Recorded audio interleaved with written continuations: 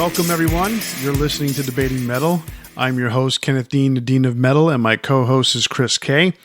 After leaving the influential band Mercyful Fate to form the band that bears his name, King Diamond has gone on to become one of Denmark's most famous and influential musicians. Formed in 1985, the eponymous band King Diamond, featuring King Diamond and former bandmates Michael Denner and Timmy Hansen, joined forces with guitarist Andy LaRocque and drummer Mickey D. They released their first album the following year. Since then, the band has released 12 albums, 3 live albums, 2 EPs, and 5 compilations since their debut, with plans for a new studio album to be released in the near future. Today's episode is King Diamond's Greatest Hits. Chris and I will choose 15 songs each from their 12-album discography. Any songs duplicated automatically make the list. Whichever songs are not, we'll debate to see which make the final cut. Then we'll arrange them in concert set list order for the ultimate King Diamond Greatest Hits. All right, we've said King Diamond a lot on this intro, and the reason being is because you got a musician, an artist named King Diamond who named his band King Diamond. So there's a lot of King Diamonds and being said all over the place. So one thing I think is kind of interesting is that he was not the one that came up with calling the band King Diamond. Was that Andy's idea? I believe it was the other two guys from Mercyful Fate. Why don't you call the name after you?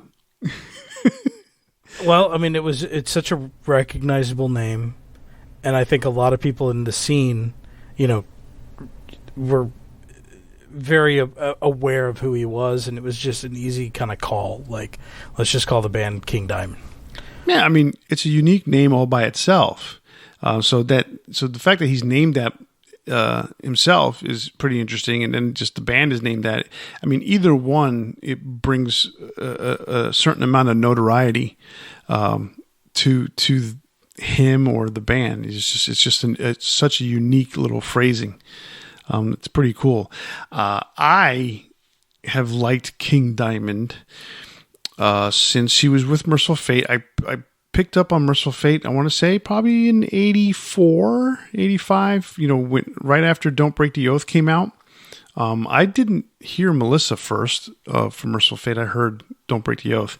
And then, before I knew it, he's out of the band, or the band actually dissolved. And King Diamond releases a single called, No Presents for Christmas. And, off they went. So that's how I picked up on him. And then, shortly thereafter, Fatal Portrait came out. So that was my introduction to King and the band. So I've only been listening to them really for a few years. And that was really when this podcast started. You kind of introduced me more to the band. I had kind of not really been paying attention to them, and I didn't really like King Diamond as much, but as much as I liked Mercyful Fate, which is still kind of the case. But I've really come to appreciate the King Diamond band music, specifically one album, which we'll talk about in a bit. But yeah, for me, Mercyful Fate was kind of the entry point, and that was just a few years back, really. Yeah, I remember that when we talked about it, and I remember asking you, do you like Mercyful Fate or King Diamond? I can't remember which one I asked you first.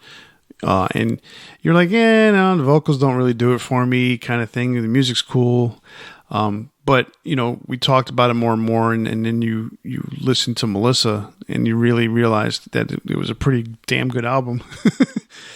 Yeah, and I think for me it was more hearing the variety in King's vocals. Yeah. Not as much of the falsetto as hearing some of the lower stuff, because he really does have a dynamic range, and he sounds good, no matter where he sits. So it's, for me, it was more getting used to the falsetto part of it, and now that I really enjoy it. Yeah, he's definitely a unique singer, a unique artist in general, and so there's a lot of getting used to listening to this band or listening to him in general, because listening to Mercyful Fate and listening to King Diamond, two different experiences, but you have to understand that this is the same guy singing, and even though he kind of alters his style, and I'll say style because it's the way he deals with each of the bands differently, and he still obviously sings in the falsetto, but there's just alterations to the way he sings. You still have to get used to it. I mean, he's such a unique voice. And after all these years, he's still got a great voice. Yeah, no, he really does. I'm excited to hear what Mercyful Fate and King Diamond put out. So, yeah, I mean, supposedly King's got a new album coming out in the next. It was supposed to come out last year, called The Institute, to the point where he even toured on that. I think he released one song from it, like as a single, and did a whole tour based on that one song, and then never came out with the album. And then he was supposed to tour with Mercyful Fate, and they got blocked by the pandemic, and they did finally go out last year, and they did some dates across the U.S., and I'm still kicking myself for not going when I was in Phoenix last year. But, it is what it is, and so hopefully they'll come out with some new music, so it'd be interesting. Absolutely. I would love to see them live. Man, I saw them live one time in a club, and I really, like I said, I'm kicking myself for not going last year. They were going to be in a place very similar to the Sugarland Smart Financial Center here in Houston, in Sugarland. And you've been there once or twice, right? At least twice. At least twice, okay. And I've been there a few times, and so it's a nice place to see a concert. It's sort of like... how do you put it? Like, I don't know what other people around the world's venues are like, but it's bigger than like a house. It's bigger than a House of Blues kind of venue. It's almost like the size of an opera house, really, with 2 levels. Nothing on the side, but it's not big. Probably 4,000-5,000 tops is in there, which is not bad. It's a good seat. And man, I just wanted to see them so bad, and I missed it. I just purposely was like, I'm playing baseball. I got people I got to deal with, so I ended up skipping it. But if they come back, I definitely want to go. So for sure. All right. So we're here to pick our 15 favorite King Diamond songs, and any duplicates. So obviously, you're going to go automatically into the list. Whatever we don't, we're going to debate. So for those of you who don't know how it works, okay, once we get to the point where we're going to debate the songs to fill the rest of the 15, we're going to do it by round. First round, we're going to pick a song from our list, from our own list that we want to keep. Second round, we're going to pick a song from our own list that we're willing to drop. Round 3, we're going to pick a song from the other person's list to keep. Round 4, the other person's list to drop. And we go on from there until we get down to the final spot, where we then decide what we want. And usually there's about 4 songs left over for that last spot. Sometimes I don't think it's been less. I think sometimes it's kind of automatically dealt itself into that last spot. But that's how these rounds go. And then after we're all done with that, then we're going to go into the setting it up for a concert set list. So you want to go first? Or you want me to go first? Why don't you go first today? All right. So, as you and I were talking before we started recording, I thought for me that this was a little bit of a difficult task to put these 15 songs together because, one, I'm not super familiar with all his albums, and as much of a fan as I am of his band, there was a period of time in the 90s and early 2000s where the monotony of him releasing concept album after concept album after concept album, it got to the point where I was like, I'm listening to the same thing, or so I thought. I went back today, listened to some stuff, and there's some really good stuff in there. Sporadically on the earlier albums, I think more of his later albums are actually kind of better. I think they're better produced, and they have some better variety in the songwriting. So I don't know if that's a matter of because King went back to Mercyful Fate and realized there's differences out there or what, but him and Andy coming up with the songs together, they definitely, to me, matured as songwriters and came up with some better songs. So with that said, I'm going to go ahead and list my 15 songs, and here we go. Number 1, and again, this is in no particular order, but it's usually in chronological order just because that's how we end up writing them down. All right, so number 1, The Lake off of Fatal Portrait. Number 2, Halloween off of Fatal Portrait. Number 3, No Presents for Christmas. It was actually put officially on the Dark Sides EP, but it was originally released as a single in 1985. That was actually the first thing that anybody heard from the band King Diamond. Number 4, Arrival from Abigail. Number 5, Sleepless Nights from Conspiracy. Number 6, From the Other Side from the Spider's Lullaby. Number 7, Trick or Treat from the Graveyard. Number 8, Meet Me at Midnight from the Graveyard. Number 9, A Secret off the album Voodoo. Number 10, Black Devil from the album House of God. Number 11, The Storm from Abigail 2, The Revenge. Number 12, Magic from Puppet Master. Number 13, Christmas from Puppet Master. And 14, Give Me Your Soul from the Give Me Your Soul Please album. And number 15, The Floating Head off of Give Me Your Soul Please. There you go. I'm a bit surprised by your list. Why? It's a lot more varied than I suspected it was going to be. Like I said, I hadn't listened to him a lot, so I didn't really have a solid foundation to really go off of, other than No Presents for, other than the stuff off of Fatal Portrait, and Abigail, and I didn't want to load everything up from those 2 albums. Fair enough. So we have only 5 songs that crossed over. Oh, wow. So we've got a lot to go. I guess let me just read off my list. Starting in chronological order, I've got The Candle, The Portrait, and Halloween off of Fatal Portrait. I've got Funeral and Arrival as one song because it's an intro that leads into it.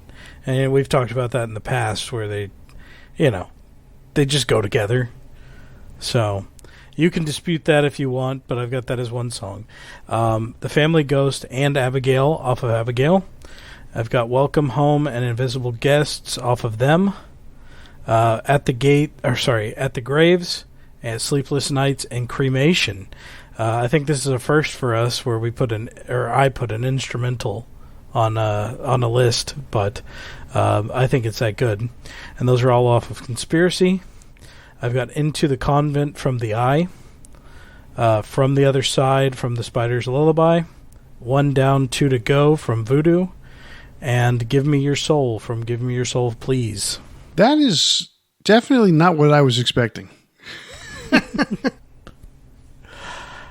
It's very shocking how different our lists are. Yeah, there's not a lot of crossover whatsoever. I mean, 5 songs. That's it. So we got a lot of smacking to do today. We got to fill 10 spots. I think that's the most, if I'm not mistaken. I think that we had 9. Yeah. I think we had 9 at one point as being the most, and I think that was from Metal Church recently. And then now this one. This is a lot for sure, but that's okay. That's not a big problem. I think it's a good thing to spur the debate. Okay, so with only having 5 spots predetermined, we have 10 spots to pick, and let's see. Since I've read off my list first, why don't you go ahead and pick a song from your list first? You're starting round 1. All right. I'm going to pick one, and I've got a good reason why. So, this is I love this song, and it's mostly because, I've probably mentioned on here before I'm divorced, and so my ex's name is Sarah. So Voodoo has a lot to do with a character named Sarah. And there's a line at the end, and it's got an awesome riff. It's a great song anyway. But on One Down, Two to Go, there's a line that's, you used to be so beautiful, but now you're gonna die. Die, Sarah, die. And so it like stuck with me, and it was just like one of those things, like, afterward I was like, this is awesome. All right, I'll give you that one. That's for sure. That is That's pretty funny. So 1 down, 2 to go for you. Awesome. That's pretty damn funny. So on my list, I'm looking at my list here, and I'm only tied to maybe 3 songs that are on my list. So I'm hoping I get to them, and I'm hoping that you don't knock them out. We'll see. I have a history here. Yes, and I know you do. So that being said, the one song I want to keep, I'm going to keep The Floating Head from Give Me Your Soul, Please. That riff is so cool. You know, the noise gate that silences that riff, you know, it's so, oh no, it's just such a cool riff. And everything about that song is so cool. And the funny thing, I heard that, I don't know if it was like on a playlist or some sort of compilation. I hadn't heard the album, and then all of a sudden I hear this guitar riff come across my speakers one day. I'm like, what is this? And then obviously as soon as he starts singing, I knew who it was. I'm like, this is so cool. So yeah, so it's been one of my songs for a while now, so I'm going to go with that one. As far as like the newer albums go, I really like that one. It has a really good like sound production quality to it. The riffs are really cool. And that song it's almost like Zakk Wylde stepped in for a second and was like, here's a riff, bro. You know, like. Yeah. And, you know, of course, that's the other thing, too, that's really cool with Andy. You know, Andy LaRocque could easily have just continued with one particular style, but he tries really hard to vary the way he plays or the way he riffs and the way he solos. Because sometimes he sounds like Zakk, like you said. You know, where you hear the pinch harmonics and you hear the really dirty kind of riffing. And then there are other times where he's just so smooth and playing almost like Yngwie, you know. So he's got such a really cool style. All right, so now it's time to pick one off of your list that you're willing to drop. Oof. That's tough. I am going to drop. It's tough, man. It really is. I am going to drop The Family Ghost. Okay. All right. The Family Ghost is what you're dropping. Awesome song. One of, my favorites off the album. But I do like the other 2 that I picked better. I mean, obviously, Arrival is secured, but I'm hoping to have Abigail on there. We shall see. Okay. I'm willing to go ahead and drop in. This is almost too easy for me, only because there's already 2 Christmas songs on here, so I'm going to drop one of them. I'm going to go ahead and drop Christmas off of Puppet Master. Okay. Yeah, of the 2 Christmas songs that you picked, I would prefer No Presents for Christmas. That's my favorite Christmas song. It's a little weird to have it like just in a concert. Yeah, you gotta be touring close to the end of the year, Thanksgiving, Christmas time. But it's still a killer riff. I mean, shit, it's a good song. No, it's an awesome song. Like I would be fine with hearing it any time of year, but it's just kind of funny. Just have a Christmas song in the middle of your concert. All right, I guess I'm. Yeah, so picking now it's one your from turn your to list. Now it's your turn to pick one song off of my list that you want to keep. Okay. Let's see. We've still got 8 spots to fill. Yeah. And you've got a variety here. Okay. I think I'm going to pick Magic off of Puppet Master. It's a pretty cool song. Has a really cool opening riff on it. I like that song. Yay.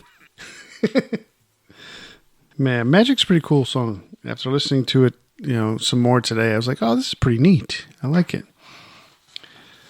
All right, so song to keep from your list.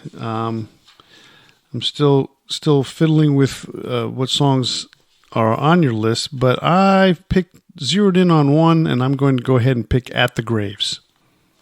That's a good song. Conspiracy's a really good album. It is. I had to leave one off of my list that I really liked. Which is funny that I only picked one song off it. Yeah, I was a little surprised that you didn't have much off of Conspiracy at all. To me, that's one of the better albums. Abigail's my favorite by far, but I would say Conspiracy's up there pretty close. Very cool. All right, so now it's time to pick one off of my list that you would like to drop. No, not that one. No. I'll probably drop Trick or Treat. I'm not a big fan of the Graveyard as album as a whole. Something about the production quality just really takes away from that album to me, but there's a few good riffs on it. I'd prefer Meet Me at Night if we're gonna pick something off of the Graveyard. Okay. Well, since we already have a few songs off of Conspiracy, I'm going to have to kill that one song that you thought was pretty cool. Oof. I'm going to have to cremate it. Cremation. That's a really good instrumental. It is, but you already got 3 songs. Or 2. 2. We got a lot to go. Uh... So, goodbye. All right. So now it is time for you to pick a song off of your list that you want to keep. We're going to keep Abigail. We're keeping Abigail. All righty. Okay. Well, off of my list that I want to go ahead and keep, I'm going to keep Black Devil from the House of God. Okay. So now it's your turn to take a song from your list and remove it. I know it's the only song off of the album that I have there, but if I'm being honest, of the 5 that I have left, my least favorite is Into the Convent. Now, that's a cool song, though, and it kind of has some cues back to Into the Coven from Mercyful Fate. So definitely check that song out, but it's it's not as good as the rest of the stuff that's on here. So Okay, so now it's my turn to pick a song off of my list that I'm willing to drop. So I'm going to go ahead and drop Meet Me at Midnight off the Graveyard. It's just come to my attention, and as I'm trying to listen to this stuff, that really the other songs I like a lot more. So after this, it's going to be really difficult for me to knock something off. Yeah, I know the feeling. All right. So I'm picking something from your list now? Now you are picking something from my list that you want to keep. I think the best song you have on here, I'll probably pick No Presents for Christmas. That you're keeping. That I'm keeping from your list. All right. Now I don't have to do that. Okay, so off of your list of songs I want to keep, I'm going to go ahead and I'm going to keep The Invisible Guests off of them. That's what I was hoping for. Since we don't have any representation at the current moment. That's an awesome song, too. Just amazing guitar work. Yes. Andy's just an incredible guitar player, and for a period of time, early on, they had Michael Denner, who was from Fate. He's an incredible guitar player. I don't know. It's unfortunate that his relationship with King and Hank Sherman has soured over the years, but he's such a good guitar player, and he was such a vital part of both the beginning of King Diamond and all of most of the classic era of Mercyful Fate. It's just incredible. He's not being recognized right now, but he is an absolutely amazing guitar player. Yeah, but really, and the combination was just great. I know they moved on. They things change, and that's just how it goes with bands. But something about that early formation, just like there was some magic there. And even now, what's pretty funny that the guitar player that replaced him in Fate, Michael Weed, is King Diamond's guitar player. That is partners with Andy LaRocque. So it's such an interesting thing that in reality he's only played with a few guitar players. Yeah, not a lot. And Mike Weed's great too. He really is. Yeah. So now it's your turn to pick a song off of my list that you're willing to draw. Oh, that you want to drop. That's such a harsh way of saying it. That I want to drop. You want to just rip it out of my soul. Let's see. I got 3 songs, and all 3 songs are pretty damn good. They are, but I'm going to drop a secret from Voodoo. Oh. Ooh. Funny, I thought you would have picked that song. I really thought you would have picked that song because that has it's probably the fastest riffing that they've done. Very deathy sounding to some degree. And then they change it up and then they go back to it. I thought that would have been one of the ones that you would have liked the most. I do like it. It's just maybe not as much as you thought I would like it. It has some thrashy elements, like where they start like like there's things that are in the song are really cool, and I do like that album. I'm like shocked at this point that we have one song from Fatal Portrait. That's going to change. It just surprises me. So,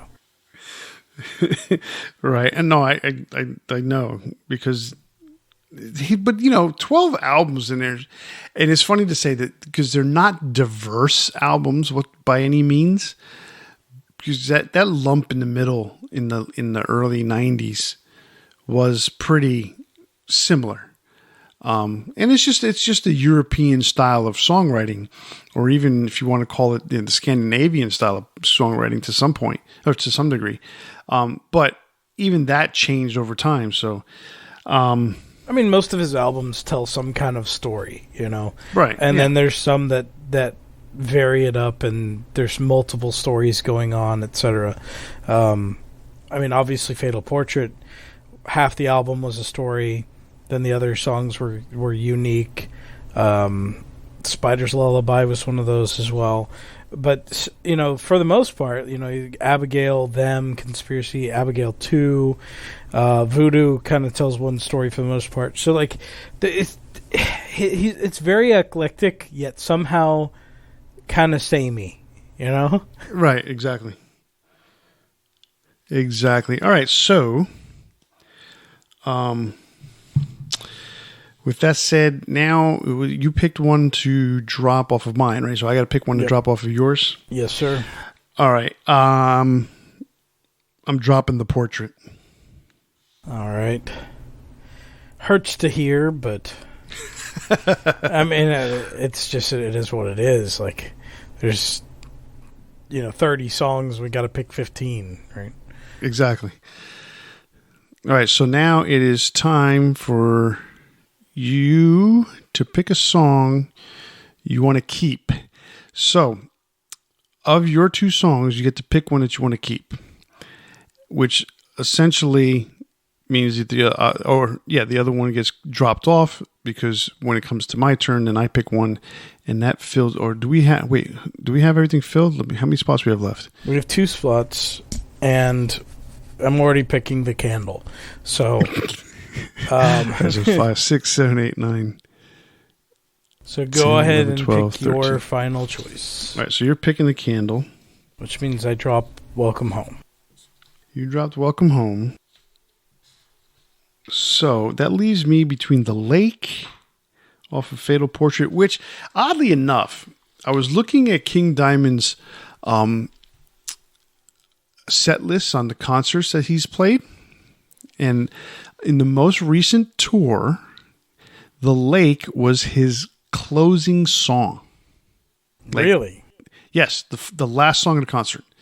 And I'm like, that's pretty amazing considering it was a bonus track that was not on the vinyl. It's on, I believe it's on the CD and it's on a cassette. So interesting. Yeah, I'm surprised to hear that as the closing. It's a cool song. It's a good song. And it's funny thing, you listen to it compared to the rest of the Fatal Portrait, it's underproduced. Yeah, so absolutely. It does not sound the same. Exactly.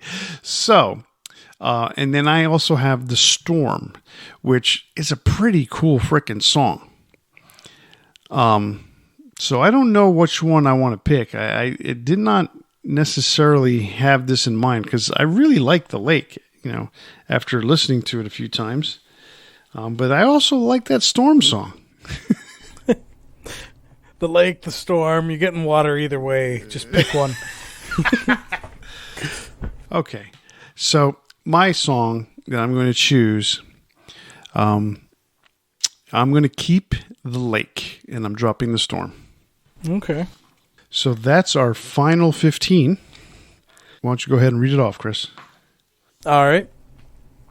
So in order, we've got No Presents for Christmas, The Candle, Halloween, The Lake, Arrival, Abigail, The Invisible Guests, At the Graves, Sleepless Nights, From the Other Side, One Down, Two to Go, Black Devil, Magic, The Floating Head, and Give Me Your Soul. Sounds like a show to me. So now we got to put it in order of the way we want to see it if we were to go to a King Diamond concert. So, all right, so you went first in the rounds. I'm going to go ahead and go first on picking the song that's going to be the opener and go from there. And looking at this list, quite honestly, there's only one song that can be the opener, in my opinion. Maybe I'm wrong, but I'm going to go ahead and go with The Arrival. Go figure. I say we tag on Funeral at the beginning of that. Funeral, Arrival, the way it's supposed to be. No, it's going to be a tape. It's going to be a cassette. It's going to be it's going to be just audio that you hear before the band comes in. That works. All right. I'm good with that. I mean, The Candle would be another option, but yeah, I mean, Funeral, Arrival, I think is the best option. All right.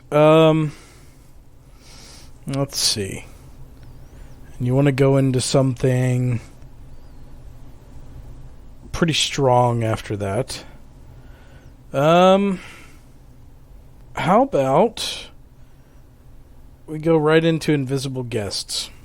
All right. Sounds fair to me. I mean, for the most part, King Diamond doesn't do ballads. So we don't have any ballads on here. Doesn't do really a lot of slow songs in general.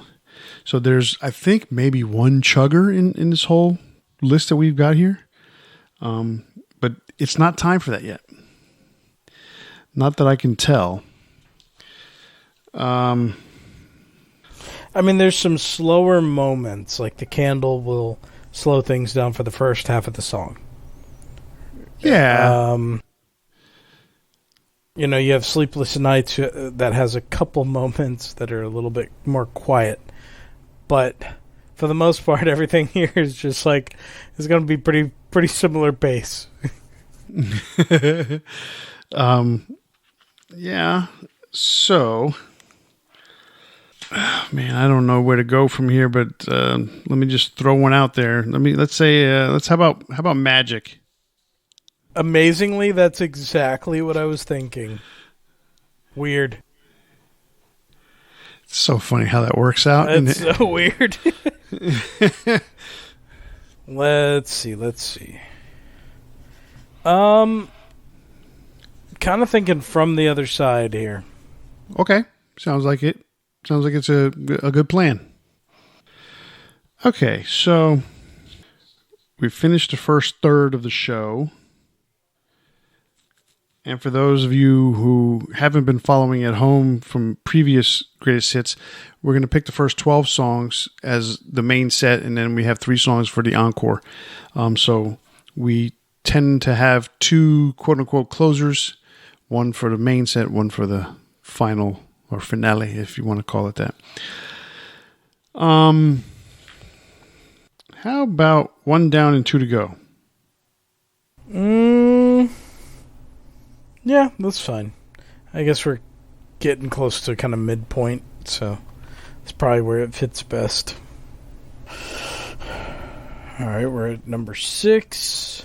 How about Sleepless Nights? Okay. All right. It's probably one of the slowest songs here. Yeah, that's the chugger I was kind of referring to. Yeah. Abigail has a similar pace, though, as far as, like, actual pacing goes. But right. As far as, like, softness to it, Sleepless Nights has a little bit more with kind of, like, the acoustic elements to it, you know? Right. How about we go into Black Devil from there?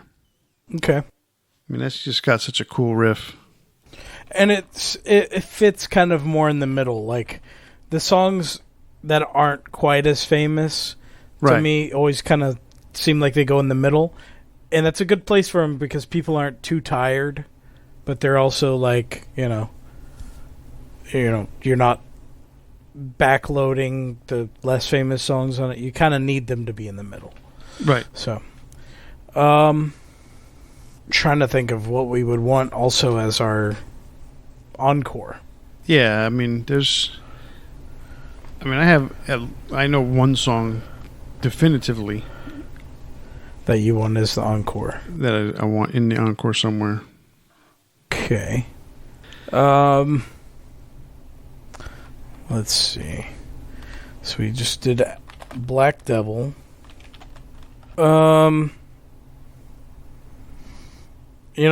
It's kind of a weird one, so why don't we just put it here? No Presents for Christmas. Okay. I guess you can always have a break in the show. I think it would be kind of funny, like you're watching the show, and then all of a sudden, like, I don't know, snow starts coming down, like the fake snow or something. You're like, what the hell's going on? It's summer. Yeah, that works for me. I can live with that one. I'm just trying to think of, like, where else would you even put it, Unless it's December. If it's strictly December. Like, if we were doing this show in December, I'd be like, that's got to be, like, the closer for the main yeah. set, right? All right. So, how about At the Graves? If not At the Graves, how about The Floating Head? I like that better. See, At the Graves has that like opening to it because of its placement on the album that it came out on, right? So it has that opening that's like like the bells kind of playing and everything. I see where you're going with this. I see it. I think you do. All right. Let's see. Okay, we only got a few more in the main set, 3 more to be exact. And kind of thinking The Lake. That's fine. Okay. I'm not gonna argue. It's just, I could move it. I could try and move it down more, but okay, fine. That's fine. How about we put "Give Me Your Soul" instead? Okay, I can go with that. Okay, we'll wait on The Lake. I'm guessing you're feeling that it should be some kind of closer because of its actual use as a closer. That's not the reason why, but because I hadn't listened to it in a long time, and it's really a good song. It is a good song. So, All right, so Give Me Your Soul. All right, so we have 2 songs left in the main set. You've already kind of hinted at one song to be in the encore. I kind of think we both know what's the other song that should be in the encore. So the question then becomes 11, 12, and I would assume 14 is the other place. Yes. Okay. All right. So how about Abigail at 11? Yeah, I mean, I'm fine with that. All right. Number 12. Set closer. I'm kind of leaning towards the lake again. Yeah, no, that's fine. Okay. All right. So what you hinted at before, as a quote unquote starter, would be going into the encore with At the Graves. Yeah, I like that. Okay. Which would put what next? I would say The Candle. Right. And then Halloween. That's what I'm thinking. Halloween's their most famous song. Yeah, absolutely. To me, it had to be in the encore. Right. All right, so here is our set list of King Diamond songs from the greatest hits that we've just chosen. Why am I speaking like this? I don't know. All right. We're going to start the show off with a tape version of Funeral, which will then lead into the live. Not really, but lead into Arrival as our first song. Song number 2, The Invisible Guests. 3, Magic. 4, From the Other Side. 5, 1 down, 2 to go. There's a lot of numbers in that one. 5, 1 down, 2 to go. Number 6, Sleepless Nights. Number 7, Black Devil. 8, No Presents for Christmas, including Floating and Fake Snow. Number 9, The Floating Head. He's going to bring down the snow. Number 10, Give Me Your Soul. 11, Abigail. We close out the main set with The Lake, which was the bonus track on Fatal Portrait. The encore is At the Graves, followed by The Candle, and the show closes out with Halloween. I like it. I like it a lot. I do too. I think that'd be an awesome show to go to. I have never seen King Diamond in concert. I have seen Mercyful Fate back in the day on their reunions. I think it was 90. So I want to say 96.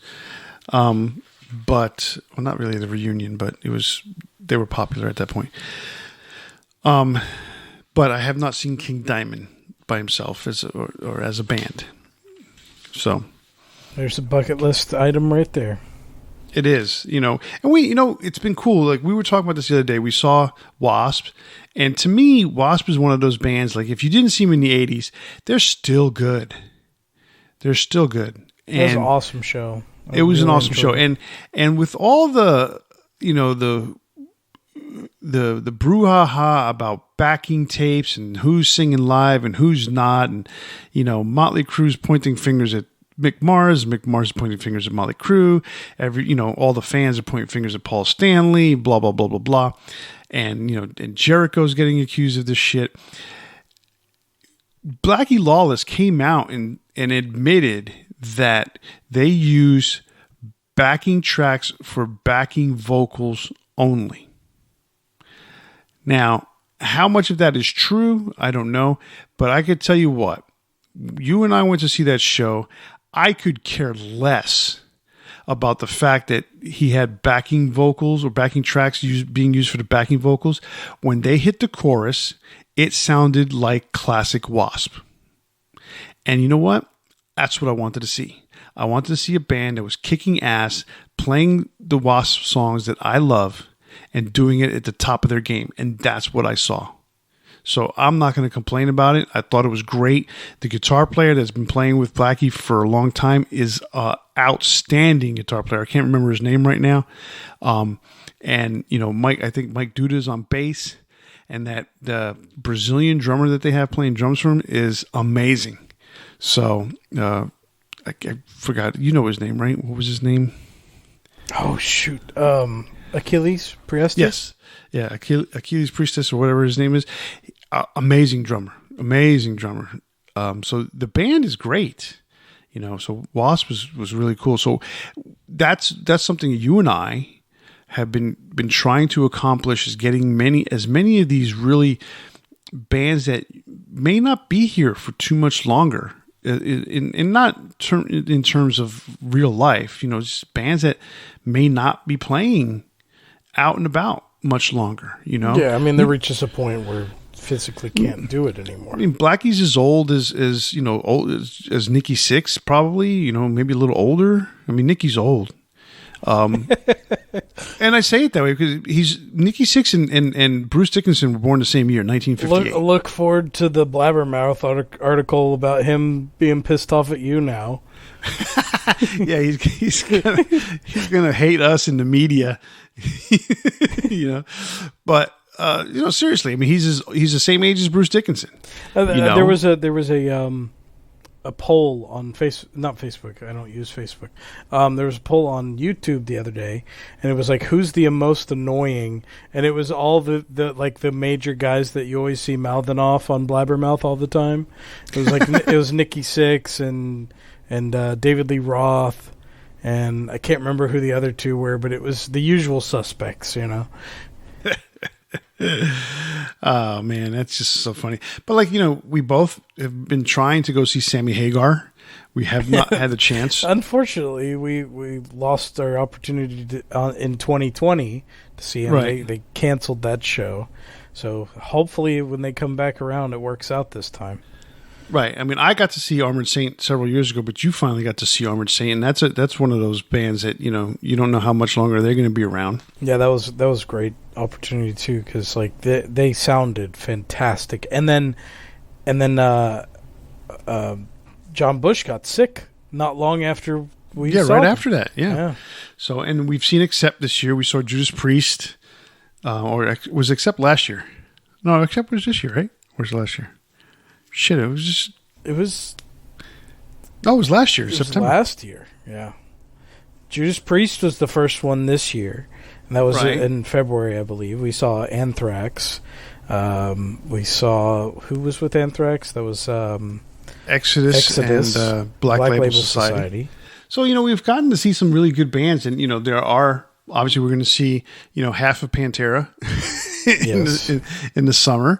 They're coming with Lamb of God. I know you're excited about that. Yeah. This will be the third time. And I'm not much of a Lamb of God fan. So that's pretty amazing. We've seen Megadeth. So, I've seen Overkill 3 times. So we've seen some legacy bands. That's the cool thing. And hopefully we get to see some more. Tom Kiefer is coming in April, I think it is. Yeah. No. He's coming in July. I'm sorry. He's coming in July to the Rise here in Houston, and we definitely have to get tickets for that. And there's a lot more. So yes. So that's just something that's just so cool, and so I would love to see King Diamond just come through Houston. I mean, the guy lives in Dallas, for Christ's sake. He should come down here. Play a show. Yeah. Come to the House of Blues. Come to my house. Even better. I don't know if they can fit all their equipment inside your apartment, though. Might be tough. It might be a little tough. Maybe outdoor show. Okay, so that's our King Diamond's Greatest Hits, which leads us now into leads us now into the big 4 King Diamond songs. And so I went first on going announcing my song. So why don't you go ahead and go first on the big 4? All right. My number 4 is one I mentioned earlier, and I have my own personal reasons for liking this song, and that's 1 down and 2 to go. My number 3 is Sleepless Nights off of Conspiracy. I think that's a really awesome riff. My number 2 is Arrival off of Abigail. Awesome opener. Just really memorable riff. And my number 1 is Abigail. I love that song. It's such a cool like concept as a whole, and that's kind of the penultimate moment in the story, and I just really love it. And if you haven't heard about it, there's actually a graphic novel of Abigail, which I think is really cool, so check that out if you haven't seen it. Having a graphic novel for that makes so much sense. Really, for sure. Yeah. Like a lot of them don't make that much sense to have but the King Diamond stories, I think, could pretty much all be graphic novels. Now, I'm not going to knock Alter Bridge for having a comic, but they're a rock band for the most part, and I don't know what the comic would be about. I don't care. I mean, do you, like, do your thing, like, right. If you want to put one out, but I'm just saying, like, of all the ones to make sense, King Diamond, because he writes like a story, behind right. it. No, and that's exactly right. That's why I said, like, Alter Bridge in general just doesn't make sense that there's a comic, but that's fine. Anthrax put out the graphic novel for Among the Living, or whatever it was that follows their character. What's his name from Stephen King? From The Stand. Jesus, what's his name? I can't remember now. But they did a graphic novel that made sense because there's a story behind it. There's other ones, like there was Metallica comics in the 90s or 80s. No, 90s. That didn't make sense to me. Well, Kiss had their comics. That makes sense to me. But Kiss in 1976, when they put out that, made sense. Yeah, that's what I'm saying. It makes a lot of sense. That made sense. I think the second one didn't make as much sense, but the first one made sense. But anyway, my big four for King Diamond songs. Number 4, No Presents for Christmas, just because it's a cool freaking song. And it was the first song I heard from them. Number 3 for me is Black Devil. After reintroducing myself to a lot of old King Diamond stuff, this song, it just pretty much led the pack for me. Number 2, The Floating Head off of Give Me Your Soul, Please. Like I said, I caught it on a playlist somewhere, and that riff is so cool. And number 1 for me is their most famous song, Halloween. It was the second song I ever heard from King Diamond, and it's still my favorite from him. So that is our big 4 King Diamond songs. Well, that's a good list. I mean, I like it. I mean, Halloween is such a classic track. It really is. Oh yeah, for sure. I mean that album, Fatal Portrait, I bought you. So I gave you as a gift, Melissa, right? Yes, on vinyl? Melissa. Okay, so at the time that I bought Fatal Portrait because I did not have it. I had it on CD, but when he reissued those LPs a few years ago, the really, really cool thing about that was that he took them off the master tapes that were from the 80s. He did not remaster them. Yeah, they sound great. So, so the vinyl, so how you heard it in 1986 is the way you hear the album now. And that's a pretty cool thing to do. And, back then, when they mastered their albums, they were mastered for vinyl, they were mastered for a cassette, and that's just the way it was. And so what you heard when you put on the vinyl is what they wanted you to hear. In some cases, like the bands with lesser production or lesser budgets didn't get exactly what they wanted. Most of the time, newer bands. But in King Diamond's case, I mean, he had the studios out there in Scandinavia or wherever he was when he recorded it. And they, the production was good. So for it to be reproduced the way it was a few years ago, it's fantastic. Sounded great. All right, well, that's our big 4 King Diamond songs, and that brings a close to this episode of Debating Metal. And if you like what you heard today, click like or subscribe to the show on your favorite podcast platform. And while you're there, why don't you go ahead and rate us or leave some comments and let us know what you think of the show. And don't forget, you can interact with us on Facebook, Instagram, and Twitter, or send us an email to debatingmetal@gmail.com. YouTube viewers, click subscribe and ring the bell to be notified when we post a new episode. So remember to tune in next week when we spark up another exciting metal debate. On behalf of Kenneth and myself, stay safe and always turn it up to 11. See ya.